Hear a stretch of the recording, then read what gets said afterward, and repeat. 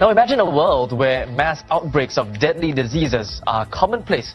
Well, it sounds scary, but that might not be too far off. The World Health Organization has warned in a BBC interview that we're entering a new phase where such a reality is, quote, a new normal. As the coronavirus pandemic brings life across the country to a grinding halt, Americans are facing a new normal. It is a new normal that we all have to get used to. I know a big question, Tom, from a lot of New Yorkers. When might we ever get back to normal? The governor talked today about working toward a new normal. So we're going to a different place, which is a new normal. So, Bill, here we are. Many people are aware that you warned of this in the New England Journal of Medicine and during a TED Talk just a couple of years back. So what do we need to do right now in order to reopen the country to get back to, some sort of normalcy and sort of set a new normal, whatever the new normal is? Well, I will say it's three phases. The acute phase we're in now, the semi-normal phase until we get a vaccine, and the semi-normal phase until we get a vaccine, and then the truly normal phase after the vaccine has protected all of us. Agenda 21 is dependent on the Hegelian dialectic, and that says that a crisis is created and a solution is posed, and the balance between the two then becomes the new normal, which is something that you never would have accepted. But now that there's a crisis, then you are forced or pressured to accept this new solution. COVID is the world's new normal. Thank you for being here, Dr. Fauci. Always great to talk to you. I have to start by asking you, what was your sort of immediate thought when you saw all of those fans packed into stadiums in Texas, Wisconsin, and elsewhere? As soon as I saw it, I thought COVID's about to have a feast. What did you think? I thought the same thing. I think it's really unfortunate. I mean, people would like to say we're done with COVID, but COVID is not done with us. Curfew is now in effect. All unauthorized citizens must stay indoors. Tensions rise as we enter the 213th week of lockdown. A grim new reality emerges. COVID-23 has mutated. Beginning thermal scan. Thermal scan normal. A horrifying new development new today. Data confirms the virus attacks the brain tissue. Hey, whoa, I'm immune! Rumors of the latest rituals say that a newly accepted initiate must lie down naked in a casket and masturbate while the other members watch gathered in a circle. The Skull and Bones are known for their odd and sexually promiscuous rituals, but many don't know of the horrific and evil acts committed by these members throughout our government. In May 1918, Prescott Bush and 5 other Skull and Bones men ransacked the grave at Fort Sill, Oklahoma. They took turns to stand guard while others robbed the grave and took away artifacts and Geronimo's skull. This was taken to the Skull and Bones headquarters at Yale, where it is used in their sick rituals and ceremonies. This horrible story is told in an international history of the Skull and Bones Society and was quoted to Ned Anderson, the tribal chairman of the San Carlos Apache tribe, when he was negotiating to have Geronimo's remains returned to the tribe's custody. A 1989 article in the New Yorker said, one bonesman recalled during the early 70s seeing perhaps 30 skulls, not all of them human, scattered about the tomb at Yale. This is the mentality of the people running our world. Every Skull and Bonesman has been incredibly successful and put at great powers in our government. President Bush tapped 5 bonesmen, including William Donaldson, the head of the Securities and Exchange Commission, to join his administration. John Kerry, class of 1966, became Senator and Secretary of State.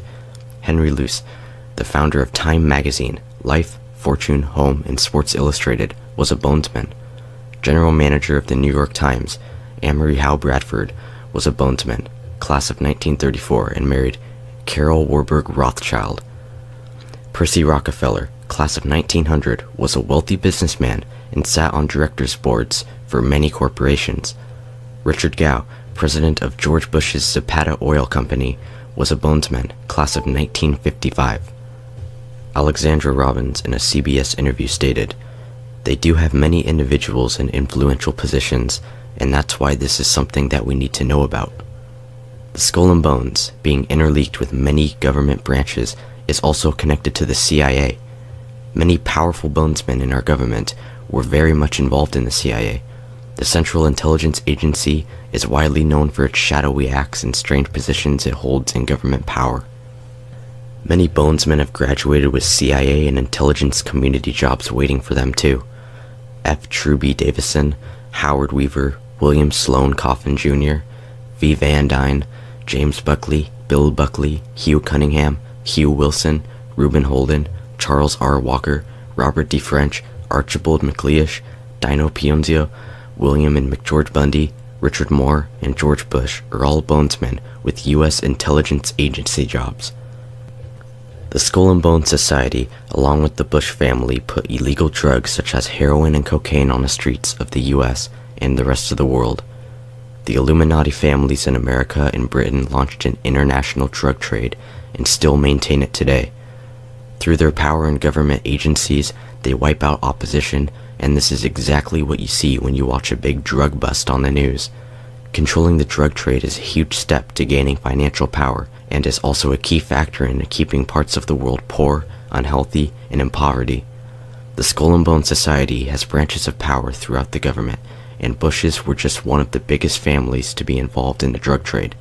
The Skull and Bones Society is owned by the Russell Trust, an organization controlled by the Russells, a drug-running bloodline family. They flew the Skull and Bones flag on their ships as they transported drugs from the British Empire, from Turkey to China, and elsewhere during the Opium Wars of the 19th century.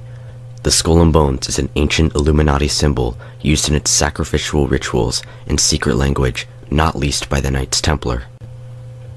The Skull and Bones is a very well-hidden secret society that has infiltrated many positions of power in the U.S. government. One of their greatest methods of manipulation is the bipartisan Republican-Democrat system, in which they present two political figures from two different parties, and the American people have an election where they vote for which candidate they like more. This is clearly giving the illusion of choice to the population. They control both parties. They control the entire system. Yet I am supposed to believe that just by voting for one of their controlled puppets, that somehow everything is going to change? What are the chances that out of 300 million people, the two elected candidates would be related and both members of the same secret society? This is not a coincidence. It is reality. The Skull and Bones have taken big positions in power and have paved the way for the New World Order. They control both parties of the political system and have members in different sections of the government. In a 1992 interview with reporter Sarah McClendon, George H.W. Bush stated, "If the American people ever find out what we, the Bushes, have done, they would chase us down the street and lynch us." Simply put, this country and this world benefit from your commitment to Jesuit principles, to being men. As a graduate of another great Jesuit institution, Xavier University, I have great affection for the value and purpose of a Jesuit education. All the actors were high Masons. If you take those early actors, Frank Sinatra, all of those that were involved in those movies, John Wayne, they were all 33-degree Freemasons. And if you follow it down through the line to this very day, most of the actors, I would say the great majority, if not all, of the major actors are all high Masons. All the singers, all of them. Were I a Jew, I would be a Zionist. And my father pointed out to me, I did not need to be a Jew to be a Zionist, for I am.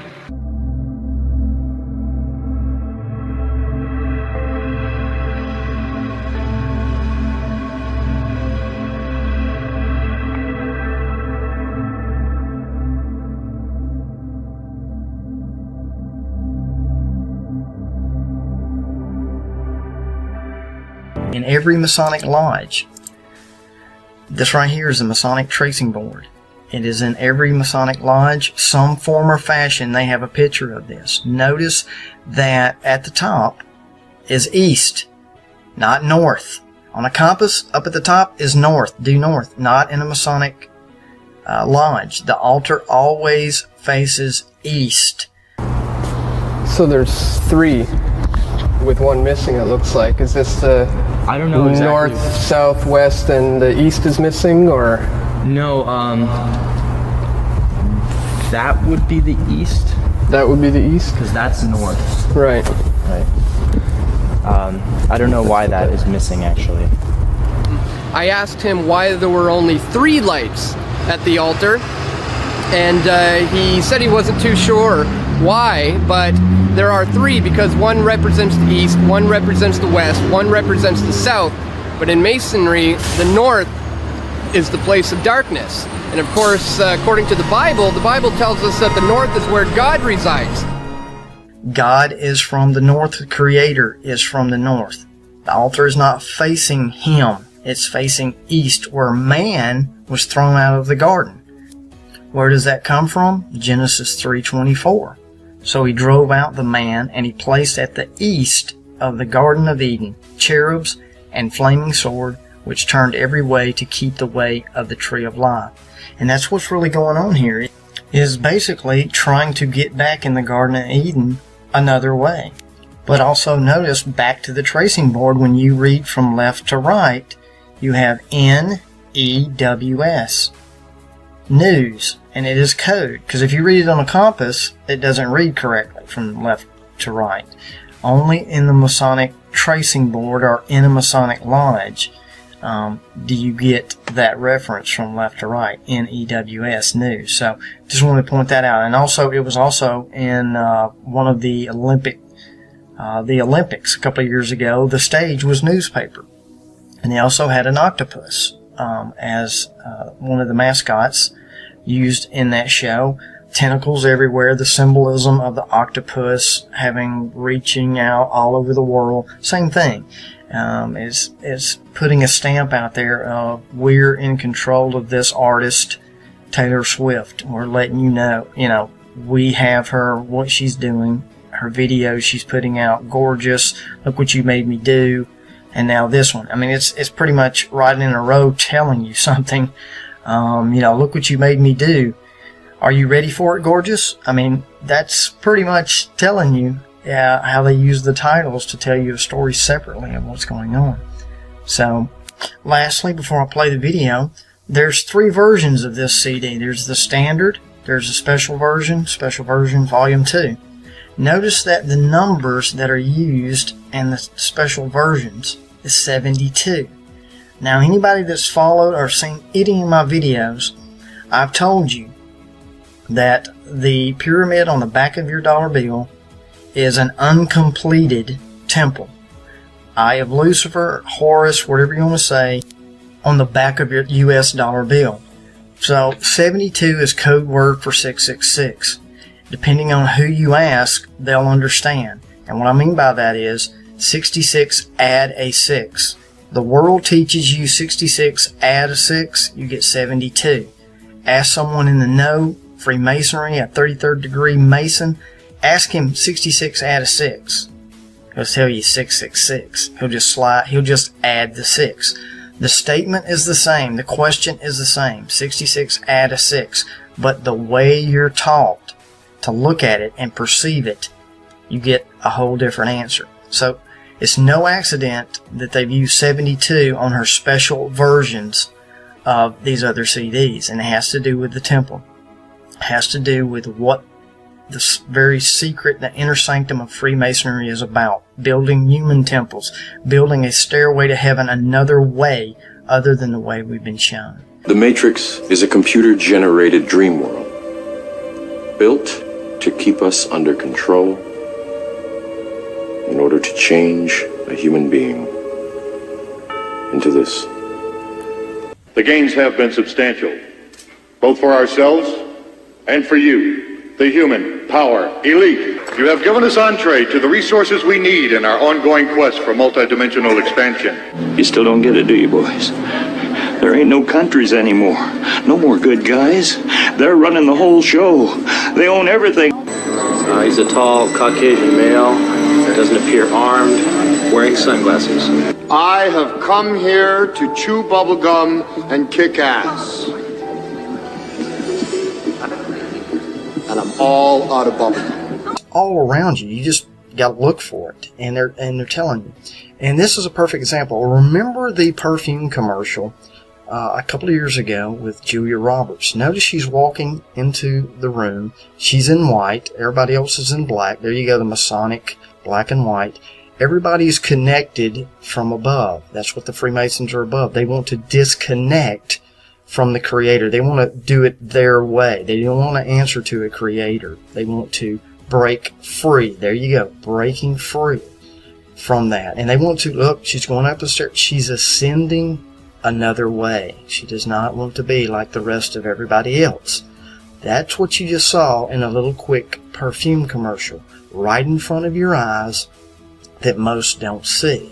So, remember what I told you in the garden? They believe Lucifer freed them from the evil Creator that is controlling us from above, and they want to break free. So, I hope you enjoy this video remix. It's a lot of little information, quick information in here that I remixed it for you. I hope you enjoy it. I hope you share it for those out there that are still asleep. They don't get it. People are just, they're looking at other things and being distracted. But this is really the one game, and you better be ready for it. No pun intended. You can't play God without being acquainted with the devil. The problem, Bernard, is that what you and I do is so complicated. We practice witchcraft. We speak the right words, and we create life itself out of chaos. Are you ready for it? Are you ready for it?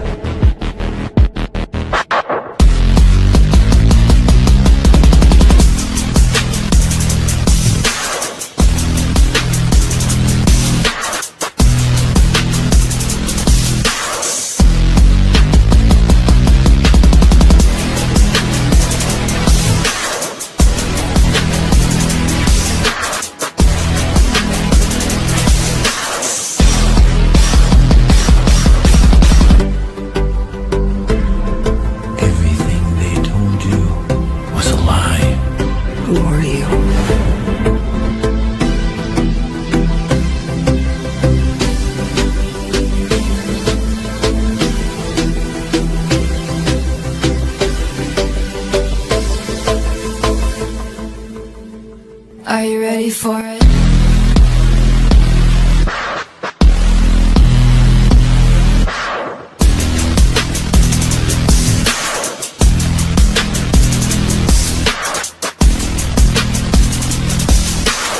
And we create life itself out of chaos.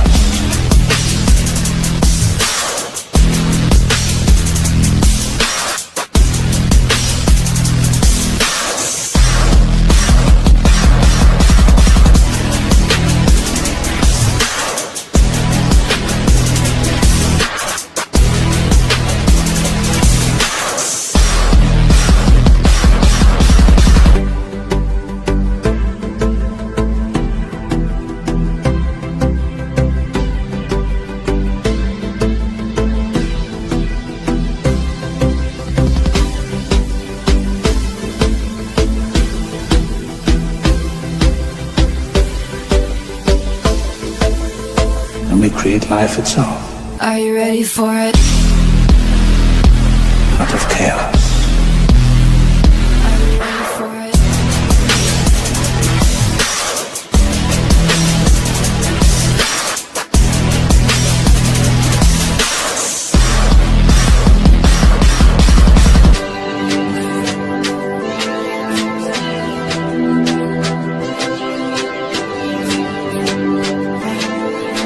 One day the AIs are going to look back on us the same way we look at fossils.